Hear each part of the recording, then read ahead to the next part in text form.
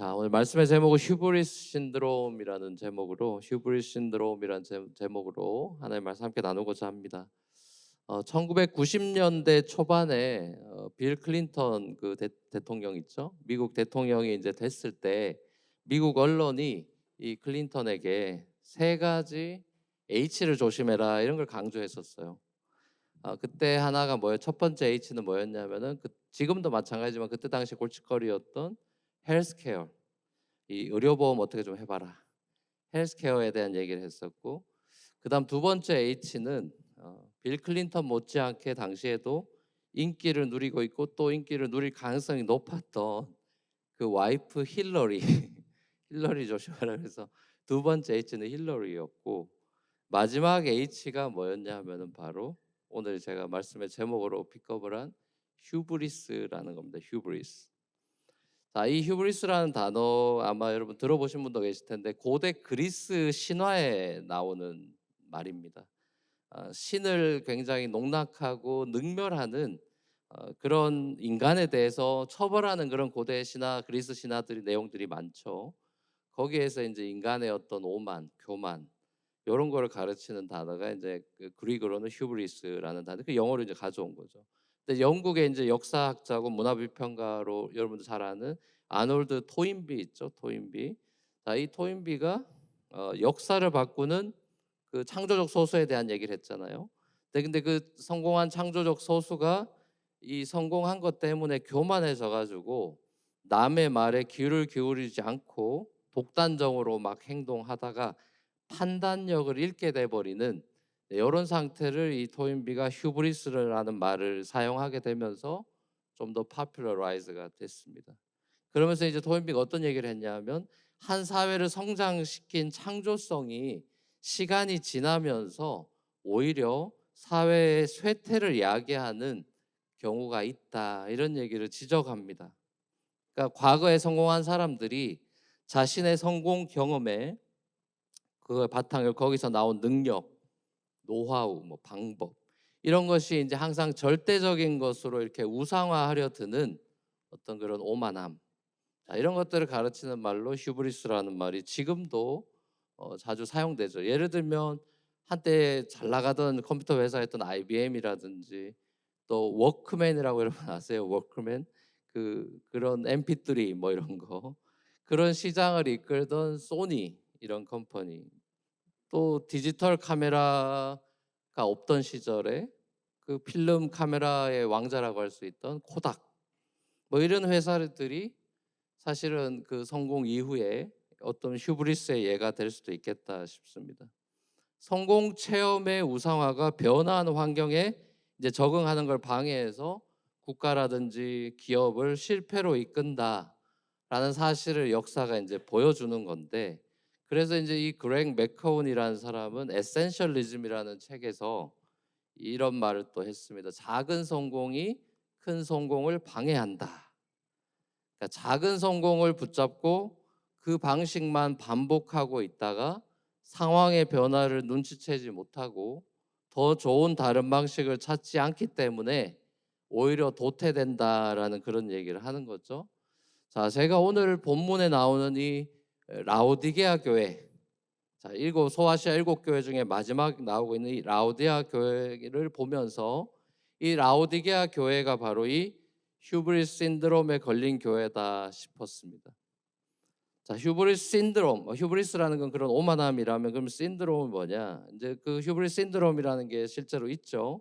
이제 이 의미는 이렇습니다. 뭐 국가라든지 혹은 집단의 리더로서 특정 기간 동안에 큰 견제 없이 권력을 마음대로 행사해 왔던 지도자에게 생길 수 있는 장애, 이렇게 디파인이 돼 있더라고요. 그러니까 신경정신과 의사이고 또 영국의 외무부 장관을 지냈던 데이비드 오웬이란 분하고 듀크 대학의 정신과 교수인 조나단 데이빌슨이 1908년부터 2009년까지 한 100년쯤 되죠. 그 영미 정치 지도자들을 이제 연구해 가지고 논문을 쓰는 제목이 이 휴브리스 신드롬이에요. 후천적 성격 장애, 이렇게 봤어요. 자신에 대한 자부심이 너무 과도해서 타인을 무시하거나 또 막 경멸까지 하고 또 막 무례하게 대하고 그러한 자신의 태도를 자신의 힘이나 또 리더십의 강력한 카리스메릭한 리더십의 중요한 요소라고 여긴다는 거죠. 그래서 자기 자신이 마치 신이나 되는 것처럼 신의 경지, 어쩌면 그 이상의 존재로 착각해서 자기 자신을 우상화하게 되기까지 가는 이 신드롬을 휴브리스 신드롬이다 이렇게 부르는데, 뭐 한국에도 한때 시끄러웠던 대한항공 땅콩 회항 사건 같은 그런 어떤 갑질, 한국에서는 갑질에 대해 센서리브하죠. 자, 이런 갑질 같은 권력의 위치에 있는 사람들의 그런 것들이 어떻게 보면 이 휴브리스 신드롬의 한 단면이다 싶기도 합니다. 자, 이 라오디게아 성도들은 옛날이나 지금이나 최고의 권력이라고 할 수 있는 돈을 손에 쥔 사람들이었어요. 이 로마 시대나 뭐 지금이나 팍스 로마나나 팍스 아메리카나의 최고의 권력은 돈이죠. 자, 그러니까 이 라오디게아 성도들이 이 돈이 많은 사람들이었어요. 그러니까 이 사람들이 휴브리스 신드롬에 걸려 있었던 것 같아요. 왜냐? 라오디게아 그 지역 자체가 고대에 제일 잘 나가던 파이낸셜 디스트릭입니다. 금융 도시로 너무나 유명했고 돈이 많은 도시였고 부자들이 많았어요. 그 예가 뭐냐면 AD 13년이나 61년에 그 지역에 큰 지진, 대지진이 2번이나 났는데, 그래서 도시가 완전히 박살이 났는데, 그럼 그 리빌딩을, 도시를 다시 이제 리빌딩 해야 되는데, 이 시민들이 국가에서 페더럴 그런 펀드를 우리 안 받아도 된다고 할 정도로 자기들이 독자적으로 자기들 돈으로 도시를 리빌드 할 수 있다고 돈을, 황제 돈을 안 받을 정도였습니다. 그러니까 고대에 어떻게 보면 맨하탄, 뭐 월가 이렇게 봐도 무방할 것 같아요. 그러니까 이 부자 도시에 위치한 라오디게아 교회는 쉽게 말하면 강남 부자교회, 맨하탄 부자교회 이렇게 봐도 무방합니다. 그러니까 돈이 많은 교회다 보니까 그 성도들이, 부자들이 많다 보니까 자기 스스로를 높게 평가하고 우리는 아무것도 부족한 게 없어요, 이렇게 여기던 교회였습니다. 그래서 하나님의 도움도 필요 없다고 여기고 교회 생활을 했던 사람들입니다. 돈을 믿고 우아하게 주일에는 교회 가는 그런 교회 생활을 하고 있지만, 그 안에 속에는 이 휴브리스로 가득 차 있던 자기 자신에 대한 자신감으로 충만해서 예수님도 사실상 필요 없는 그런 삶을 살고 있는 걸 볼 수 있어요. 예수님과 교제가 없는 신앙생활을 하고 있는 라오디게아를 봅니다. 서로 대화나 성관계 같은 게 없는 그런 부부 생활하고 어쩌면 비슷할 수도 있겠어요. 자, 그래서일까요? 이 라오디게아 교회는 요한계시록 2장 3장의 7개 교회 중에서 유일하게 책망만 들은 교회입니다. 지난주 우리가 묵상한 요한계시록 2장 3장에 나온 이 소아시아 7교회들은 말하자면 교회 MBTI 버전을 보여주는 것 같습니다. 다양한 종류의 지상의 교회들이 존재하겠지만 대부분은 이 7가지 유형 중에 하나에 속할 확률이 있다 이거죠. 7이라는 건 퍼펙트 넘버니까요. 자, 그럼 우리 교회는 어떤 교회에 속할까? 꼼꼼하게 큐티하신 분들은 뭐 그런 질문을 해봤을지도 모르겠습니다. 서머나 교회라든지 빌라델피아라고 하는 필라델피아 교회, 요 두 교회는 칭찬만 들은 교회죠. 자, 요런 교회일까? 아니면 뭐 또 어떤 교회가 있습니까? 에베소, 뭐 두아디라, 버가모, 사대, 요 네 교회는 칭찬도 듣지만 책망도 같이 듣죠. 그 두 개 다 듣는 교회죠. 아니면 라오디게아 교회처럼 책망만 듣는 교회인가? 자, 이 라오디게아 교회는 에베소에서 사도 바울한테 복음 듣고 훈련받았던 에바브라디도라는 사람이 이 복음을 전해서 AD 55년경에 설립한 교회다. 학자들은 보통 그렇게 추정을 합니다. 에바브로디도가 세웠다. 자, 그 이후에 이 교회가 지금 한 3, 40년 철치 히스토리가 있는 겁니다. 교회가 지금 한 40주년쯤 된 거예요. 자, 그렇게 됐을 때 요한계시록이 기록된 AD 이제 90년에 요한계시록이 기록됐으니까 한 40년, 플랜팅이 되고 바울 복음들은 에바브라가 교회 세우고 한 40년이나 시간이 원 제너레이션이 훌쩍 지난 그 시간 속에 이 교회는 지금 교회다움을 상실한 정도가 돼버린 겁니다. 모든 것이 40년 시간 동안 교회도 재정도 늘어나고 돈이 많아진 교회가 됐지만 모든 것이 풍족하고 부요하다고 자랑하는 이 라오디게아 교회인데 그리고 도시도 그렇게 풍성한 도시인데 근데 거기나 역시나 모든 걸 다 가질 수는 없죠. 부족한 하나가 있었어요. 그게 그 도시의 부족한 하나가 뭐였냐? 물이었어요. 물. 그래서 이 라오디게아는 두 군데에서 물을 끌어와야 됐습니다. 의학적인 목적으로 북쪽 한 8km 떨어진 곳에 히에라폴리스, 한국말 히에라볼리 이렇게 돼 있는데 히에라폴리스라는 그 도시에 거기는 지금도 그 여행 가보시면 온천으로 유명합니다.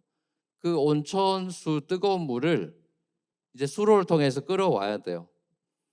길게 이제 파이프 만들어 가지고 이제 끌고 와야 되는데 끌고 오다가 그 관을 타고 오다가 그 뜨거운 물이 계속 뜨거울 수가 없죠. 그래서 미지근해져서 도착할 때쯤 되면 미지근해져 버려 가지고 온천수를 쓸 수가 없어요. 또 이제 동남쪽으로 한 18km 떨어진 데는 골로새에서 편지했던 골로새란 도시가 있는데 거기 지역은 높은 산이 있습니다. 바바산이라고. 그 바바산에서 만년설이 내려 녹아서 알프스 마치 물처럼 차가운 물이 이제 내려와서 그거를 끌어다가 이제 18km 그걸 수로로 만들어 가지고 또 라오디게아로 끌고 오는데 이것도 수로로 타고 알프스 차가운 물이 오다가 날씨가 뜨거우니까 이건 또 데펴져 가지고 뜨뜻미지근한 물이 또 돼버린 겁니다. 그래서 이 물도 식용으로 시원하게 마실 수가 없는 거죠. 더더군다나 이제 수로를 타고 오는 이런 물들이 찌꺼기가 막 생기고 이러면서 수질이 굉장히 안 좋아지고 물도 미지근한데 수질 안 좋아하니까 마시면 토하는 겁니다. 주님이 라오디게아 도시의 이런 상황을 아시기 때문에 이 상황에 빗대어서 라오디게아 교회의 영적 상태를 진단을 하는 거죠. 너희도 이런 것 같이 골로새에서 오는 물이나 히에라폴리스에서 오는 물처럼 너희들은 지금 미지근한데 그 말은 너희가 영적으로 이것도 저것도 아니다 이거죠. 이도저도 아닌 이 미지근한 라오디게아 교회를 향해서 너희가 차든지 뜨겁든지 해라 이렇게 얘기를 하시는데 이 말을 또 오해하는 사람들도 많죠. 이 말은 신앙생활 그러면 차갑게 아예 하지 말던가 아니면 뜨겁게 하던가 이렇게 해석하면 곤란하죠. 예수님이 그런 말 할 리가 없잖아요. 이 얘기는 아까 말한 대로 골로새 물처럼 차가워서 쓸모가 있던가 히에라폴리스의 그 뜨거운 온초수처럼 뜨거워서 쓸모가 있던가 쓸모 있는 물이 되라는 거죠. 그러니까 교회로서 교회다움의 정체성을 회복해라. 너희가 그거 잃어버렸다. 맛을 잃은 소금이야 뭐 이런 얘기인 거죠. 용도가 확실한 물이 돼야지 그런 얘기를 하는 겁니다. 맛을 잃은 소금 같은 교회가 됐어요. 이유가 뭐라 그랬습니까? 휴브리스. 경제적인 풍요로 인해서 스스로가 하나님처럼 행동하고 교만해져서 더 이상 하나님을 찾지 않는 거짓 평안과 포만감에 취해 있는 거예요. 이 장면은 호세아서 12장에도 나옵니다. 우리 주님의 진단은 너희들은 겉으로는 비싼 옷 입고 돌아다니고 부유하지만 너희 속은 다 썩어 있다. 너희들은 부자라고 지금 큰 소리 치지만 너희는 가난한 애들이야. 너희는 멀쩡히 살고 있다지만 눈이 먼 사람들이야. 벌거벗은 수치의 삶을 살고 있는 사람들이야. 이렇게 이야기합니다. 그래서 너희는 세상이 너희가 가지고 품고 자랑하는 금이 아니라 내가 주는 고난을 통과하고 난 정금, 순금을 같은 그런 믿음이 필요하다 이런 얘기를 하는 거죠. 성경의 정금이나 순금은 믿음을 상징하죠. 너희가 입고 돌아다니는 그 당시에 그 지역에 또 검은색 블랙 울이 그 라오디게아는 유명해서 대부분 그 검은색 양모 옷을 많이 입었다고 기록에 나와 있는데 너희가 입고 돌아다니는 고급 양모 그 까만 옷이 아니라 내가 주는 흰 옷을 입어야 된다. 이것도 약간 알레고리컬한 거죠. 너희는 흰옷이란 건 이 요한계시록에서는 거룩을 말하는 거죠. 정결을. 너희는 검은 옷 비싼 거 입고 있지만 너희는 흰옷, 내가 주는 흰옷을 입어야 된다. 그리고 그 라오디게아는 또 안약이 유명했는데 너희가 지금 안약이 유행하지만 너희는 사실 육신의 눈이 아니라 영적인 눈이 지금 멀어서 영적인 안약을 발라야 된다. 그 얘기는 너희들이 나를 쳐다볼 줄 알아야 되고 하나님 나라를 바라보는 영적인 눈이 치유가 돼야 된다. 자, 그러니까 너희는 다시 열심을 내고 회개해라. 이렇게 이들의 그 라오디게아 교회 휴브리스 신드롬에 대해서 예수님이 처방을 해줬습니다. 일일이 처방을 해줬죠.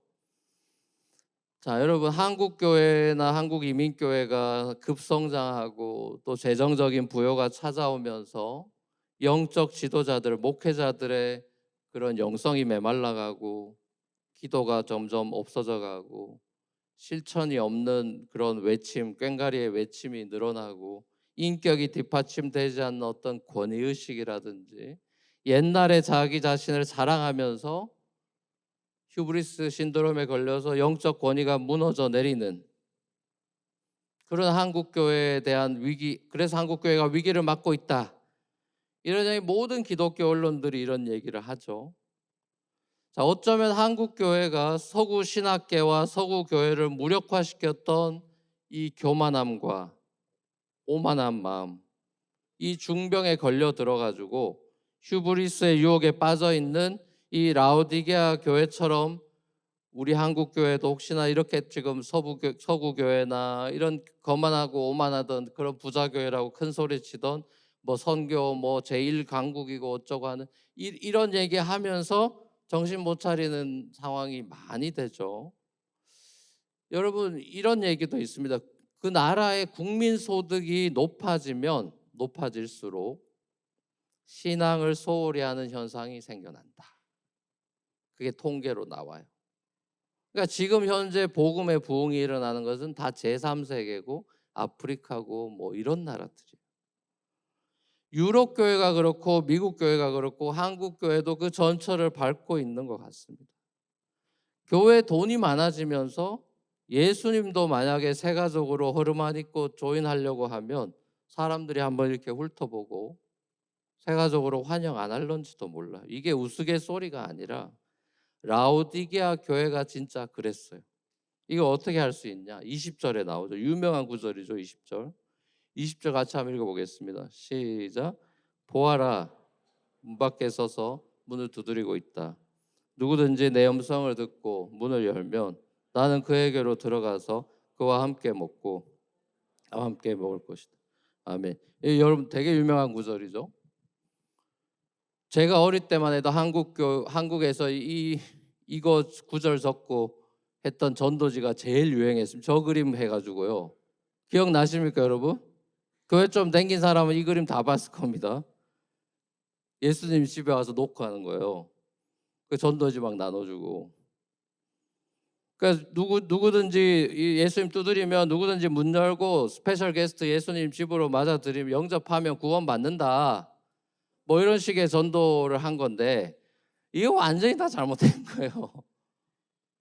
이게 성경을 아무렇게 뽑아서 쓰면 이런 오해가 생기는 겁니다. 이 구절은 불신자 초청하는 그런 전도용 그 멘트로 사용될 만한 구절이 전혀 아니에요. 왜냐? 라오디게아 성도들에게 주신 말씀이지 불신자들한테 초청하는 메시지가 아니라고요. 이미 예수님을 알고 있고 구원받아서 신앙생활을 한다고 하는 사람들한테 근데 어떤 일이 벌어진 거죠? 예수님과의 교제가 없는 거예요. 그 사람들한테 주신 메시지가 20절인데 그리고 이 20절 9절이 예수님이 집을 방문해가지고 똑똑똑 간절하게 문 두드려서 우리가 열어줄까 말까 이렇게 고민하면서 내가 예수 영접할까 말까 이런 장면이 전혀 아닙니다. 누가복음 12장을 보면 그걸 알 수 있어요. 누가복음 12장 예수님 비유할 때 보면 혼인잔치 때문에 주인이 집을 떠났어요. 그러다 이제 혼인잔치 한 일주일씩 하잖아요. 그래서 그거 마치고 집으로 돌아옵니다, 주인이. 그러면 문을 누가 열어주느냐? 종이 문을, 그 집주인이 돌아오면 종이 지키고 있다. 종이 그 문을 열어주는 겁니다.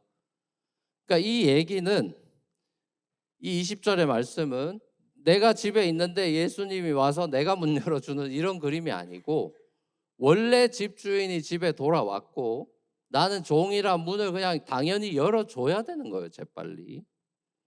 그러니까 주인이 오기를 깨어서 기다려서 빨리 문을 열어줘야 되는 그런 맥락에서 주신 말씀이에요. 그러니까 불신자 초청 이런 것도 아니고 내가 열어줄까 말까 이런 것도 아니에요.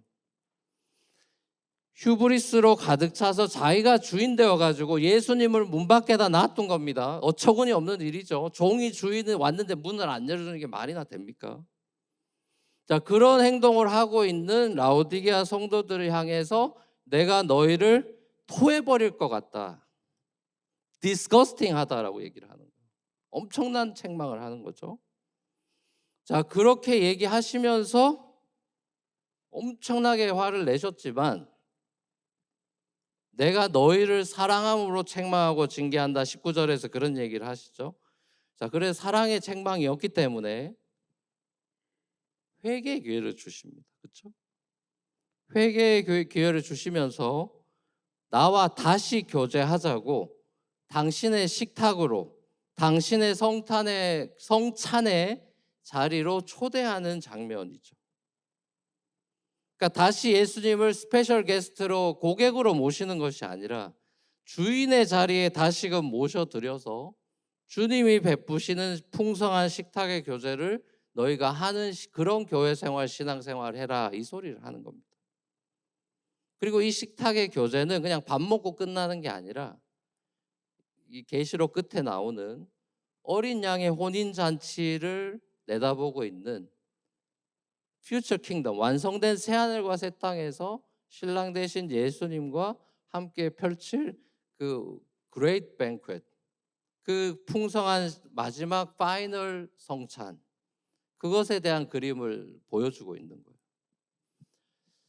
여러분, 삼성그룹의 창업주인 고 이병철 회장이 말년에 2년간 암투병 하다가 이제 세상을 떠났는데, 이분이 타계하기 한 달 전인 1987년 10월에 가톨릭대 박희봉 교수라는 분인데, 이분한테 24개의 인생 질문을 보냅니다. 그걸 답을 좀 해달라.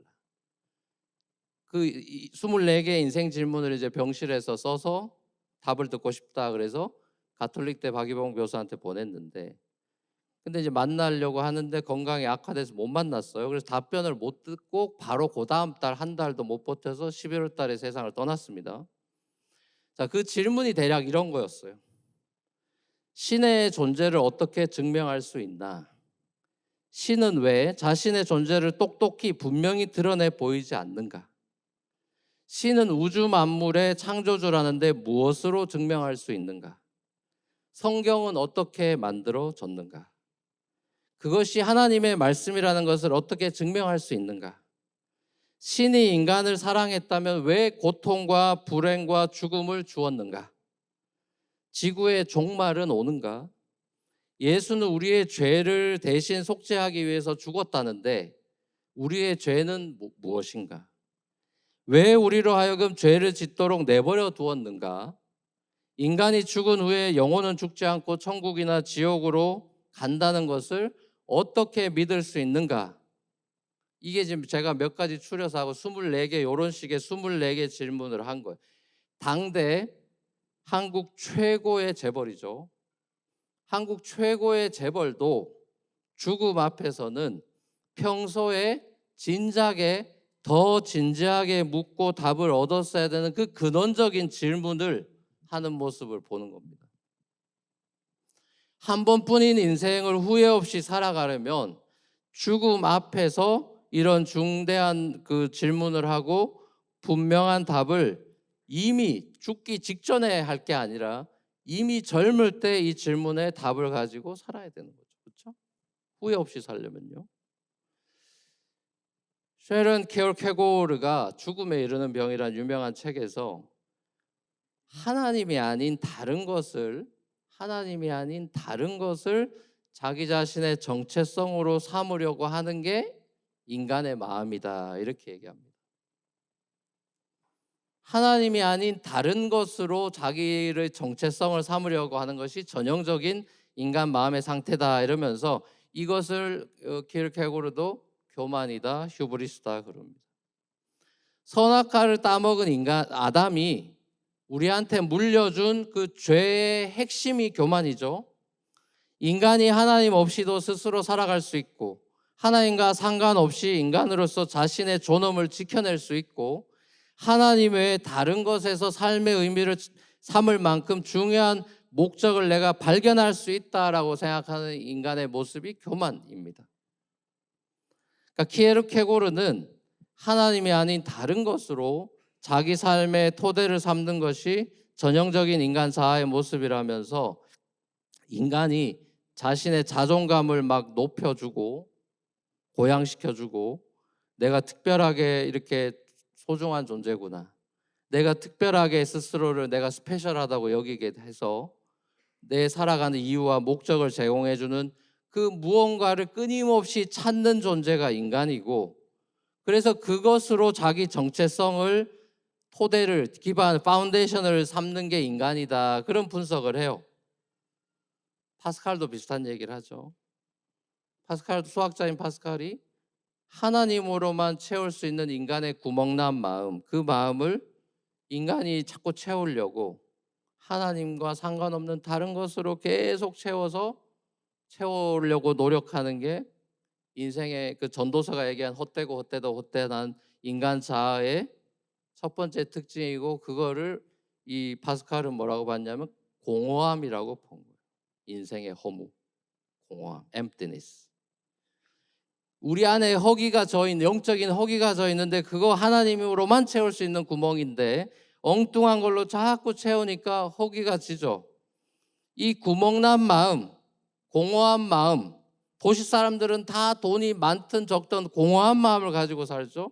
자, 그 공허한 마음을 시원한 생수로, 생명으로 채워주시기 위해서 우리 예수님이 오신 거잖아요.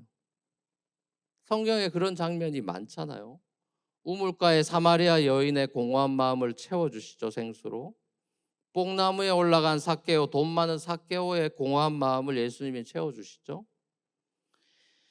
예수님이 온 우주 만물의 주인이시면서 휴브리스로 가득 찬 모습으로 예수님이 교만해도 될 분이 교만해서 이 땅에 오시지 않았죠.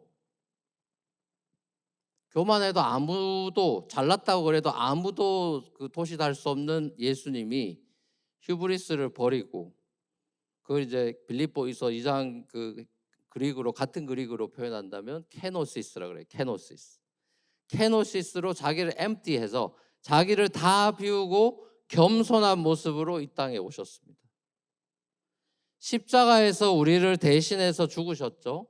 우리의 죄를 용서해 주시고 무덤에서 다시 살아나셔서 우리에게 채워지지 않는 생명이 아니라 가득 차는 영원한 생명을 주셨어요. 예수님 자신이 가난해지셔서 우리를 진정으로 부유하게 하셨습니다. 그리고 우리를 주인 되신 당신의 식탁으로 초대해 주셨고, 그래서 우리가 교회에서 성찬도 하는 것이고 하나님 앞에서 떡을 떼며 즐거워하며 예배하며 영원한 하나님의 나라로 인도해 주셨죠. 저와 여러분의 교만과 모든 죄를 다 십자가에 못 박으시고 우리를 주님이 차리신 사랑의 식탁으로 초대해 주시는, 열심을 내라 회개하라 라고만 얘기하고 끝나는 게 아니라 식탁까지 가시는 그 주님의 초대의 음성에 여러분이 반응하셔야죠.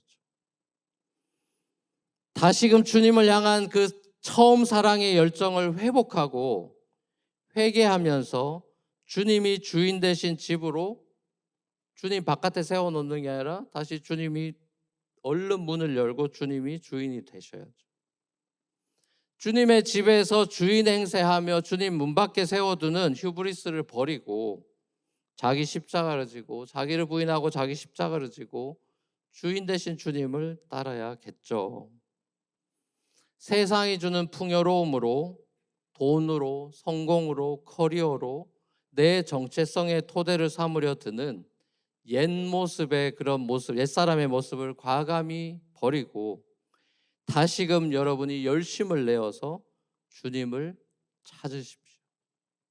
사도 바울이 로마서 12장에서 우리에게 이렇게 권면하죠. 부지런하여 게으르지 말고 열심을 품고 주를 섬겨라. C.S. 루이스가 스승으로 여겼던 체스터턴은 이런 말을 했습니다. 하얀 기둥을 그대로 가만히 놔두면 그 기둥은 곧 검은 기둥이 된다.